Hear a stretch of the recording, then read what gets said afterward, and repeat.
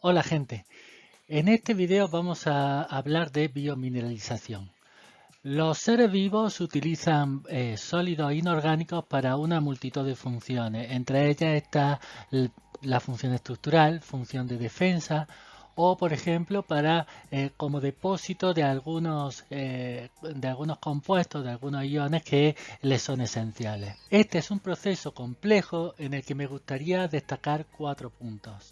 Uno, que esos sólidos e inorgánicos están combinados con materiales orgánicos y que la combinación de estos materiales orgánicos e inorgánicos no es solamente la combinación de sus propiedades, sino que en realidad las propiedades que producen van mucho más allá debido a una estructura jerárquica en la que se disponen.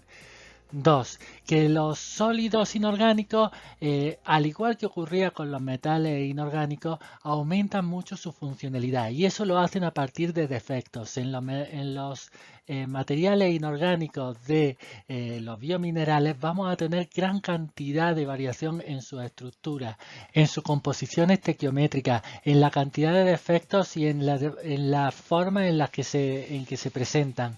Y eso es también esencial a su función. Tercero, que hay un proceso muy elaborado que han desarrollado los seres vivos a lo largo de millones de años para lograr unos materiales que estén perfectamente utilizados. Y para eso utilizan dos estrategias. Una es la compartimentalización y la segunda es el empleo de proteínas y de una matriz orgánica optimizada que da lugar a interacciones con el sólido inorgánico de forma de que se pueda moldear perfectamente a los propósitos que se persiguen. Y 4. Esto lo hacen las biomoléculas a través de procesos en los que está muy cercano el orden y el desorden. No son procesos típicos e inorgánicos donde tenemos una energía de activación y caemos a formar un sólido cristalino perfecto, sino que para poder lograr esa complejidad que tienen los biominerales, tiene que haber un juego continuo en el que haya procesos de cristalización, amorfización, disolución, reprecipitación, que son precisamente los que ayudan a formar directamente ese biomineral con esas propiedades tan precisas. Podemos decir entonces que los biominerales son sólidos que contienen una fracción inorgánica. Normalmente esta fracción inorgánica va a estar acompañada por una fracción orgánica. Esta combinación de fracción inorgánica a fracción orgánica permite que tengan un tamaño de partícula, una composición, una forma y un arreglo espacial, una estructura jerárquica que dan lugar a propiedades ópticas, magnéticas, mecánicas, químicas que son muy determinadas y optimizadas para la función que se persigue. Esto se consigue mediante un control férreo de la formación de este biomineral. Esto se consigue a través, por una parte, de biomoléculas, que como pueden ser proteínas, lípidos o carbohidratos, y por otra parte, por una compartimentalización, es decir, encerrar o constreñir la concentración de unos determinados componentes del sólido inorgánico a través de la formación de membranas o a través de la concentración mediante una matriz orgánica. Los biominerales van a ser muy distintos a los minerales que encontramos en la geología. Podemos ver cómo en la figura las formas que se obtienen son redondeadas y perfectamente controladas, por ejemplo aquí en esta diatomea o en esta forma redondeada, esta forma suave que tiene el nácar. En cambio en los minerales tenemos una forma toscas, bellas, regulares, pero no tienen tanto control como se obtiene en los biominerales. Después, en los minerales geológicos tenemos una baja concentración de defectos. Es decir, la estructura cristalina tiende a un gran orden, a una gran perfección. En cambio, en los biominerales, los defectos son abundantes y son los que definen en gran parte sus propiedades. Estas propiedades van a estar definidas biológicamente a partir de la interacción con biomoléculas, con matrices orgánicas, etc. En cambio, en los minerales están definidas físico-químicamente. Básicamente lo que influye es la presión y la temperatura a la que se producen estos minerales. En los biominerales estos procesos son rápidos, se forman en términos de días o semanas, lo podemos ver en el desarrollo de un feto. En cambio, en la geología los procesos tienden a ser lentos. Para formar un mineral de forma, digamos, con una cristalinidad buena, van a ser procesos que pueden tardar incluso miles o millones de años. Por último, los minerales geológicos se producen mediante procesos confinados, no hay separación ni se delimitan los sitios donde se producen los biominerales. En cambio, en los biominerales esta confinación es enorme. El biomineral por antonomasia es el hueso y en él podemos ver cómo la suma de las partes es mucho menos que el todo. Y eso es gracias a la estructura jerárquica que presentan. El hueso se puede considerar de forma muy simplificada que está constituido por una parte por un material inorgánico que es la hidroxiapatita y por otra parte por una matriz orgánica que es el colágeno. Sin embargo, esto es decir muy poquito de la estructura del hueso. Habría que decir, por ejemplo, que estos cristales de hidroxiapatita tienen tamaños definidos, 50 por 25 por 2 nanómetros. Eso ya da una gran variabilidad, eso da mucha información y habría que decir que estas laminillas se insertan en la fibra del colágeno, el cual por otra parte también tiene una estructura bastante compleja para dar estas láminas de fibrilas de colágeno junto con hidroxiapatita, y estas a su vez se enrollan para dar lo que es la fibra de colágeno que tiene las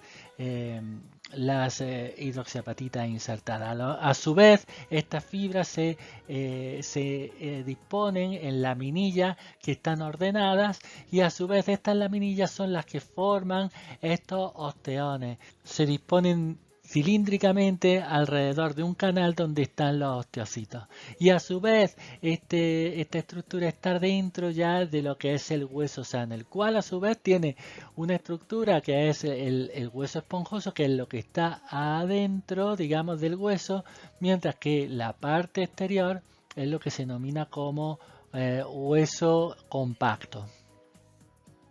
Pero más aún, decir que la hidroxiapatita es la hidroxiapatita estequiométrica es totalmente equivocado. Esta hidroxiapatita estequiométrica no serviría en absoluto para formar las laminillas. Esta estructura es perfectamente cristalina. En el caso de la hidroxiapatita estequiométrica, tiene una celda unidad bien definida, ¿de acuerdo?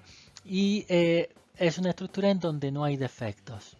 En cambio, la hidroxiapatita del hueso lo que más presenta son defectos. Sobre esa composición que habíamos visto tan simple, que era simplemente calcio-potasio en una relación 1,6, ¿de acuerdo? De calcio-potasio, aquí podemos tener sustitución de carbonato por grupo hidroxilio. También sustitución en sitios que ocupa el fosfato. Sí, por ejemplo, este es un sitio donde está el fosfato, pero aquí hay un sitio con carbonato. Aquí, por ejemplo, hay huecos de calcio, aquí hay huecos de hidróxido. Y esto es continuamente en toda la estructura. Hay deficiencias de calcio, por ejemplo acá, como ya les he mostrado. Hay presencia de hidrógeno fosfato. Este fosfato puede ser que esté como anión fosfato, puede tener uno de sus sitios o enlazado a un hidrógeno. También puede haber deficiencias de OH.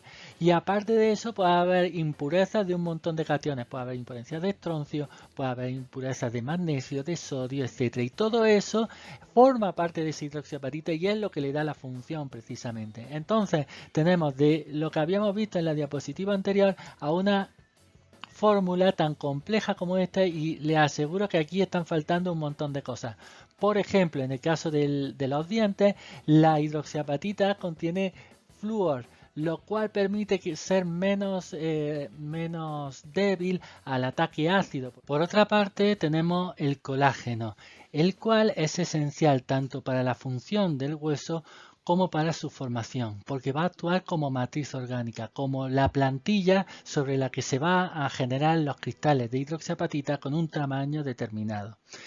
El colágeno tiene una estructura lineal sobre la cual no me voy a detener mucho bastante repetitiva que está unida por puentes de hidrógeno y enlaces covalentes, los cuales se obtienen mediante esta reacción, que no nos vamos a detener mucho, y que a su vez presenta una estructura helicoidal que se ensambla por medio de interacciones hidrofóbicas entre grupos hidrofóbicos como puede ser la glicina o pueden ser las prolinas. Se va formando en varillas que se van ensamblando dejando unos huecos en los cuales se va a precipitar la hidroxiapatita. Estos son los sitios de formación de la hidroxiapatita. A esto ayudan una serie de proteínas como pueden ser la osteopontina, la cialoproteína de hueso o la estonectina, que tienen grupos o tienen aminoácidos que interaccionan con el calcio, con el fosfato, y pueden dar lugar a la precipitación, a la solubilización o, por ejemplo, a mantenerlo en un estado semilíquido previo a la precipitación ya en la matriz orgánica. La osteopontina, por ejemplo, tiene uniones con calcio superficiales y debido a que tiene una estructura flexible y desordenada, permite desordenar al sólido y no le permite cristalizar hasta que llegue a la hidroxiapatita. Vamos a ver ese proceso. Aquí pueden ver en etapas la formación de esos cristales de hidroxiapatita. En primer lugar, lo que ocurre es la generación de lo que se llama clúster de prenucleación. Son unos cuantos cationes y aniones, calcio, fósforo y fosfato y todas esas cosas que he dicho que están en la hidroxiapatita, que no llegan a precipitar del todo, pero están ahí medio unidos, medio amorfos, medio esperando a cristalizar, y eso es mantenido con las proteínas que les estaba exponiendo antes. Ahora, esa gotita que está medio líquida, medio amorfa, empieza a penetrar en la matriz orgánica, es decir, en las varillas de colágeno.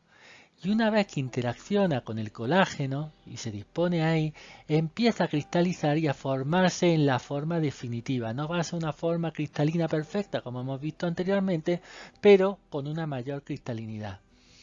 Finalmente, ya guiado por la varilla de colágeno, la hidroxiapatita va a precipitar y a cristalizar completamente y va a dar lugar a la estructura del hueso final. Es un proceso termodinámicamente complejo en donde hay multitud de pasos en los que distintas proteínas pueden afectar, y eso es lo que permite modelar perfectamente los cristales de hidroxiapatita para obtener una máxima funcionalidad en el hueso. Bueno, creo que con esto ya es suficiente para que tengan idea de la complejidad de estos sistemas. Hemos visto cómo un material relativamente simple como podría ser la hidroxiapatita se complejiza a partir de su propia estructura cristalina y su composición, a partir de la interacción con elementos orgánicos, a partir de un proceso de formación guiado por biomoléculas, y cómo de esta manera los seres vivos han conseguido evolucionar materiales que son perfectamente adaptados a su funcionalidad. Recuerden que hay una serie de videos que si les interesa el tema lo pueden ver en química bioinorgánica, mucho más extenso y donde hablo con más detalle de todos estos temas. Y bueno, espero que les haya resultado atractiva esta presentación y nos vemos ya en videos adicionales que iremos colgando en el canal. Un saludo.